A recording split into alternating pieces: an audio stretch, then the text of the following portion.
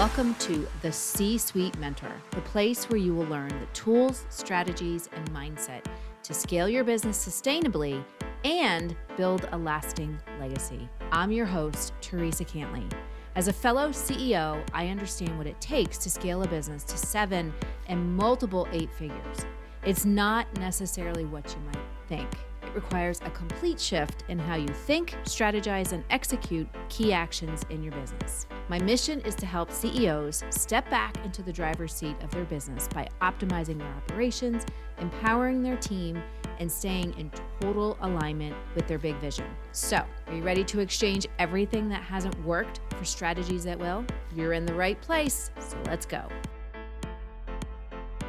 Hello, and welcome to another episode of my weekly show here. Today's topic was actually inspired by a series of conversations that I had with a mentor of mine, but also a client of mine. And it's all centered around, and plus just some things that happened to me in my own personal life over the past couple weeks. And it really this topic is centered around how do you thrive in the world today when every time you turn around, something's happening? I mean, it's no secret, trust is at an all-time low. Um, I mean, I had a conversation with some friends of mine that were, looking at stuff on Instagram and wondering, is this a real human being or is this something that's AI generated? And to even wonder that is just, I don't know, it's like crazy to me. But trust just overall is just at an all-time low. And the things that keep coming up, whether we're talking about what's just happening in our economy, what's happening with the government, what's happening with layoffs. I mean, every time you turn around, um, you hear about these big companies that are laying off tens of thousands of people. And it's just crazy. And I understand that because we've experienced that personally. With my husband. And, you sit there and you think to yourself, plus just the struggles that businesses have had with really not just hiring good people, but also retaining them. And then the things that leaders just have to navigate with I call it closing the execution gap between we have this vision, this big thing that we want to accomplish, and we start to put the strategy in place, but we run into all of these roadblocks. Like how do you really, and I call it stay above the line to make sure that you're consistently focusing on that thing that you want to achieve, whether you're a business owner or just in your personal life. When all of these things happen, whether it be layoffs that people experience or changes in the economy, changes in the market, um, and just the ups and downs and the swings that occur, the struggles that businesses have had trying to get secure loans, small businesses, just having challenges trying to secure loans so that they can get working capital or they can invest back in their business or whatever it is that they need to do. And also just the challenges of figuring out how to implement AI, which we talked a lot about technology last time, but and it's not even just how do I implement it or we need to implement it. I heard it this morning. Um, a big company, I won't name it by name, but saying that we're already behind with AI, so we're just going to implement it because we don't want to miss out. So we need to implement it fast. Not necessarily thinking about how we're going to implement it and how this makes sense for our business, and how this makes sense for our people. So there's just so many different things that we're navigating.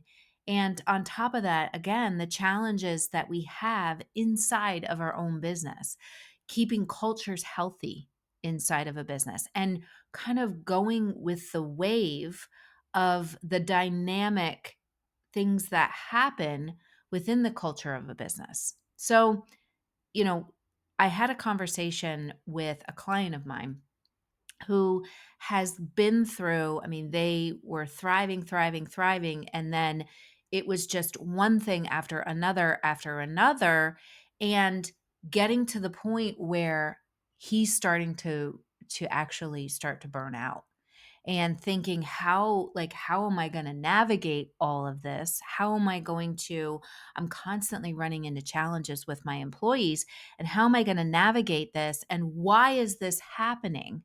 And just again feeling deflated, feeling alone, feeling like I'm making all of these high stakes decisions on how are we going to implement this piece of software, or how like I need to increase sales, I need to get, we're going into a busy season, like how am I going to how am I just going to make all of these things happen?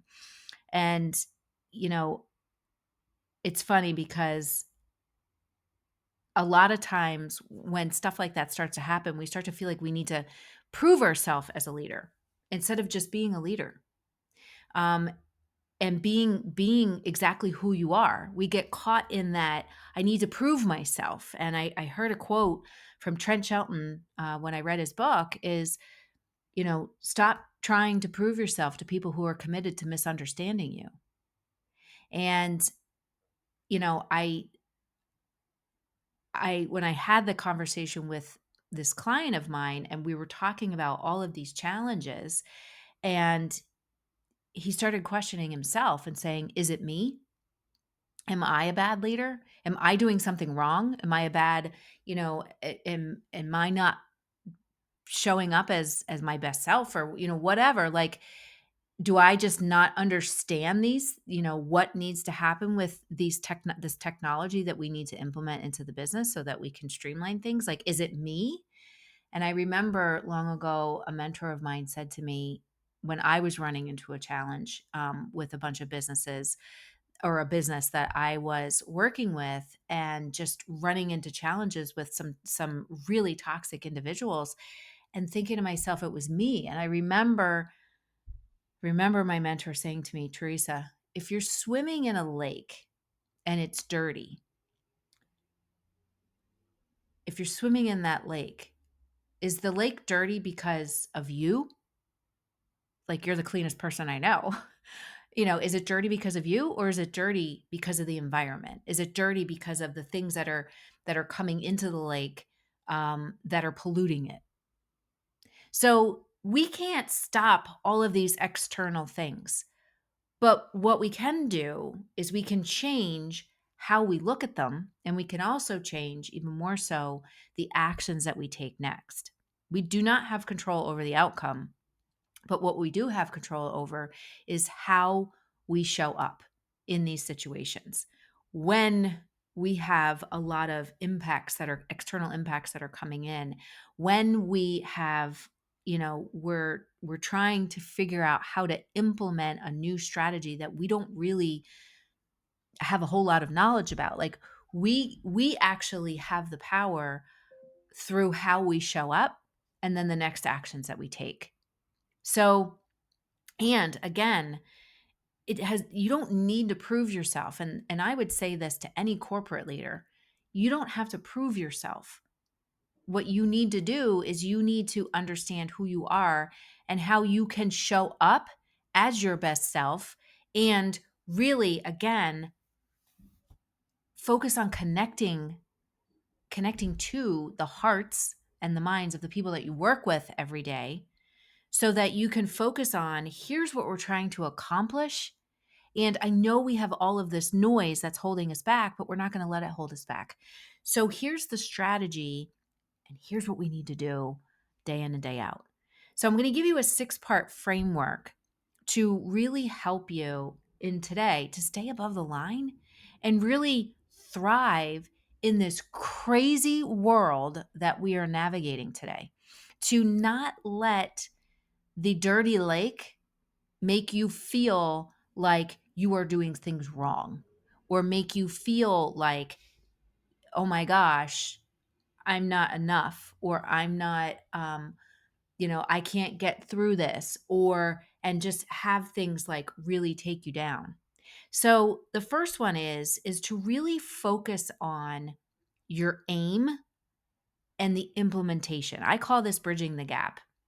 So really saying, what is your aim? What are your goals? What are those desires that you have as a human being, first and foremost, but then also as a human being, as a leader, as a manager, as a person? What is that you're aiming towards? Those goals, those desires, but have that aim and bridge the gap with figuring out how you're going to implement it and not taking it. So many people, when people tell me they're overwhelmed, and when they say, Teresa, I'm just so overwhelmed, and I said, okay, like, let's look at your list. And when I look at their list, it's a list of goals. It's not a list of, these are the tasks that I need to get done today.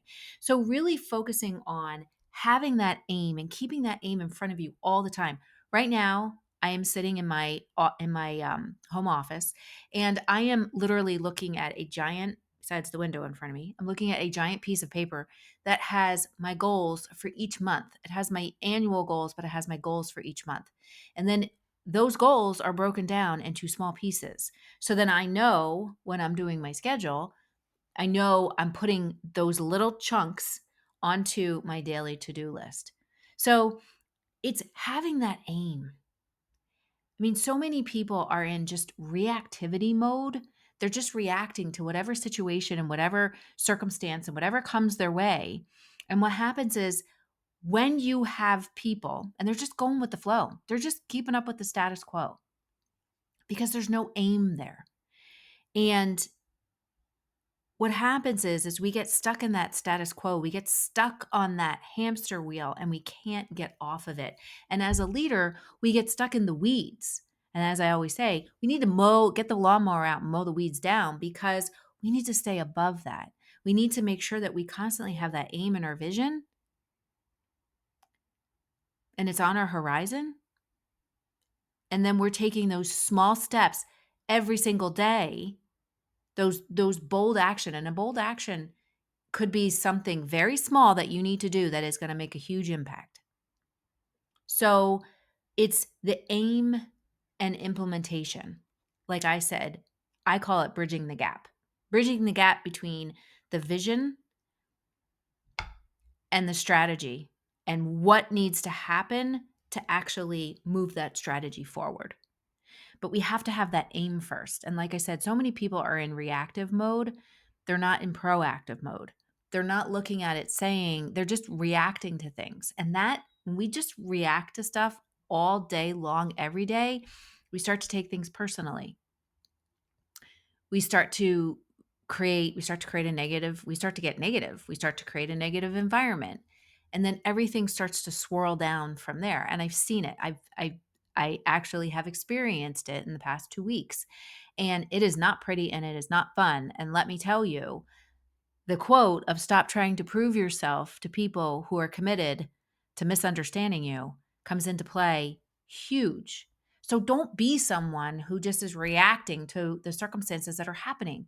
Be someone who constantly keeps that aim in front of them and says, this is what I desire. This is my dream. This is my goal. This is what I'm doing. And then build in the routines so that you can start focusing on implementing.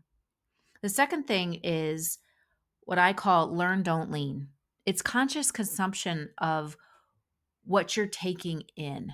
So when I say learn, are we spending a lot of time looking at the news with all kinds of negativity and it just starts to, or watching shows that are just all drama based and it just sucks us into it and we start to lean on that. We start to lean on that into building our reality. So if we're watching the news and it's all kinds of negative input, then what starts to happen is internally, it starts to like just get in there and it starts to take over.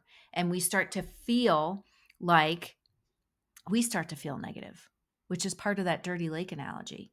When you're sitting in an environment that is negative, that is reactive, that is quote unquote dirty, then it starts to impact us. It starts to impact us where, and we can't get out of it because we can't see above the line because we're so mired down in the status quo and just reacting to things and really not feeling good. I don't even know another word to say it, but and getting caught into the circumstances that are happening instead of staying above it and saying, you know what? I'm going to consume things that I can learn from. Sure, you can watch the news and you can learn about different things. But when you're looking at negative, negative, negative, fear, fear, fear, we start to feel fearful. I can't tell you the amount of people that I have talked to that are petrified of AI and all the technology that they're talking about, um, with the agents and whatnot, just petrified of it because they read all kinds of articles that are talking about how it's going to replace human beings. I mean, a big CEO was talking about when he was over in China, getting a car, and the car was a car that was driven without a human, like it was just driving him around and there was no human being in there. And it's like, it's just crazy. It's crazy. So conscious consumption, learning about things and then interpreting it for yourself, learning something in the morning, whether it is learning something new. Again, if you're a leader and you're being asked to do something that you don't necessarily know how to do, spend some time instead of binge watching on Netflix shows that are all drama based. Take some time to learn something, to look at a video, or research something on Google or research it on YouTube and learn something that can help your skills, that can help you to be a better leader. The third one is dream versus drama. Staying focused on and having that necessity of I need to like building that necessity of it is important that I focus on the dream because I need to show up as a human first leader who is focused on here's where we're going and here's the dream we're trying to achieve and here's what I want to do to help you versus the drama. And I have worked with and I see it a lot with managers who get focused on, especially if they manage a lot of people, all of the gossip and the talk and the drama, and thinking that they need to agree with everything that their team's saying, and they get mixed up in all of the negative chatter instead of being a leader and getting people to think differently, getting people to think about the dream and actually be a part of the dream. So we need to, and again, this goes back to when we have our focus on our aim and we're focused on the dream and not the drama of everything that's going on. I can't tell you how exhausting it is to just be pulled into all of that drama of what's wrong, who messed up, the mistakes that have happened, how bad things are. We can't achieve this because this is going on. We'll never be able to achieve this. It is exhausting, especially if you are someone who is trying to live above the line. But you can be that person that shifts it. You can be that person that is the leader that stays focused on the dream and not the drama of every single thing that's going wrong. We also have number 4 is, I call this clarity. Clarity over conviction and reflection. So what do we need to do to take a look at what's going on and reflect it so that we can reflect on it and say, okay, this is what's happening and I know that this is what we need to do. This is how we're going to move forward. And then have that conviction to say, I am going to continue to stay above the line. I am going to continue to focus on learning something new so that I can be a better leader. I can be the leader that makes a difference in this world.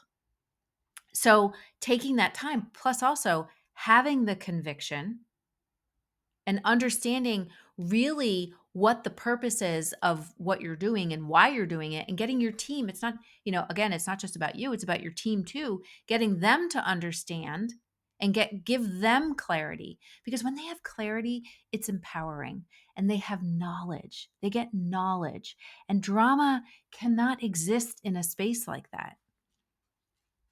And when people feel empowered, when they have that knowledge, like, people tend to rise. And if you're a leader who is trying to move in that direction of thinking forward, of being a mentor, if you're doing that, I have a client that I work with that this is what she was focusing on. And people on her team just wanted to stay in that drama and stay in the this is wrong, that's wrong, like, and just wanting to be friends with absolutely everybody, friends, not a mentor, friends with absolutely everybody. They ended up falling away because she had the conviction as to the direction that she wanted to go and the difference that she wanted to make. She shared it with everyone, and people who aligned with it were people that were going to rise, and people that didn't were people that fell away. And that's how it happens. But taking time then to reflect and say, okay, do we need to do anything to course correct, or do we just need to stay on track here? So having that time of clarity for conviction and reflection, that's how we get clarity. Giving ourselves, not being on the hamster wheel 24/7, getting off the hamster wheel and really staying above the vision. I see a lot of business owners who are in the weeds. And while I believe that you need to understand how your business works, I believe you need to understand that so that you can make sure that people are doing what they need to do the way that you want them done, and whatever. But you can't stay in the weeds, because what happens is then you become the bottleneck, because people are looking to follow a vision. And when that's not present, they follow the drama, they follow the negativity, they follow the toxicity. So we want to make sure that we are staying above the line and staying focused on that conviction of the dreams that you're moving towards, that aim that you have and that your team has. Number 5 is intention. Approaching everything with intention and saying to yourself, number 1, this is the external or the internal piece of leadership that I talk about in my upcoming book. But I talk about, how do you want to experience absolutely everything and anything? What energy do you want to bring into what you're doing? What energy do you want to bring into your business? What energy do you want to bring into your marriage, into your relationships? What energy do you just want to put out into the internet? And what influence do you want to create? This is the external piece of leadership. What kind of an influence do you want to have on people? Do you want to get people on board into your plan to create destruction? Or do you want to get people on board and have them co create a vision with you? What kind of an influencer do you want to be in your business? And how, again, this goes back to the internal piece of leader or the external piece of leadership, which is, what kind of an experience do you want to create for the people that are around you? How do you want them to experience you? Do you want them to experience someone who is focused on growth? Or do you want them to experience someone who is just okay with the status quo? Do you want to be someone, and I've seen this more and more, where it's like people will purposely try and create an outcome that suits them, instead of an outcome that is what's best for the collective and what is going to move the vision forward. Um, so you have to ask yourself, what is your intention, and putting intention behind absolutely everything that you do. But if you're focused on your aim, and you're focused on implementing, and you're focused on learning everything, something new every day, you're focused on the necessity and the dream versus the drama, and you have clarity and conviction, you're giving yourself time to reflect on what's happening so that you can course correct, or you can make things better for people. guess what? You're just going to naturally approach everything with a positive intention. And the truth is, and I know this to be true, is when you do all of these things, and I know it to be true because the past 3 years I have focused heavily on learning and studying and researching human behavior based on my own experiences with what I've been through with having things fail, building, failing, building, and navigating all kinds of challenging conversations and challenging situations and saying to myself, you know what? I'm not going to quit. I'm going to keep going. And I encourage, like, you can too. And when we do all of these things, like, we're staying focused on building a better world and building a better life for us, for our business, for our people. And you just thrive from it. The last piece of this, number 6, is an important one. And again, it impacts the whole way that you experience things, which is make sure that if you don't have a circle and a community that supports you and pushes you forward and wants to move you towards growth, you need to change your circle. You need to change your community. Because again, when we're surrounded by people who are negative, um, and it's funny because when people are outwardly and very overt, like being negative and just creating a toxic environment, that is far less than when someone does it and they kind of interweave and it kind of creeps in slowly and it just spreads faster. So if you find yourself that you're typically normally a positive person and you have a great outlook and whatnot, and you start feeling like you're negative, you might want to ask yourself, are you swimming in a dirty lake? Are you swimming in a dirty lake that's polluted, that has become toxic? And if you are, you need to get out of that lake, right? Would you continue swimming in a dirty lake? I personally do not like lakes. They freak me out. But so you got to ask yourself, do I have the right support? Do I have the right support that when I share my goals, when I talk about things that I want to learn, when I talk about the dreams that I have, when I talk about when I'm approaching things and saying, you know what, I want people to experience working with me and just being in my presence. I want them to have a positive experience. I want that experience to make them feel good as best as I possibly can. I mean, if it doesn't, we don't have control over the outcome, but we can approach it with the right intention. But if you don't have that community, I encourage you to find it because too often in my life, I've been in communities that have not been very supportive. And I achieved less than when I was in communities that were extremely supportive and ended up achieving more. Same thing with team. When I've had people on my team that their goal was to take credit for everything, or their goal was to hold people back on purpose, or whatever it was, obviously we didn't achieve as much as we could have achieved. But when everyone is functioning together and everyone is in sync, it doesn't mean that things are perfect. And more often than not, they're not perfect and things aren't going to work. But everybody realizes that and they honor that struggle, they honor that challenge, and they say it's part of the learning process and we're going to learn from it. And when I've had those people on my team or those people surrounding me, I've been able to achieve 10 times more. So that focus on changing your circle. So how do we thrive in the world today with how fast things are moving and how much stuff just comes our way and just, throws things off? We stay focused on the aim and we bridge the gap to implementation. We really focus on learning versus leaning into the negativity and getting absorbed into it and sucked into it. We focus on the dream and not the drama of everything that's around us. And we get our people to do the same thing. We have conviction and also take time to reflect we have conviction, and we say every day, I'm going to be assertive in making sure that this happens, but I'm also going to take time to reflect, to get quiet, and to look at, okay, this is what's happening. What do I need to do differently? What do I need to learn? We approach everything with that intention of, how do I want to experience everything? What kind of energy do I want to put into what I'm doing?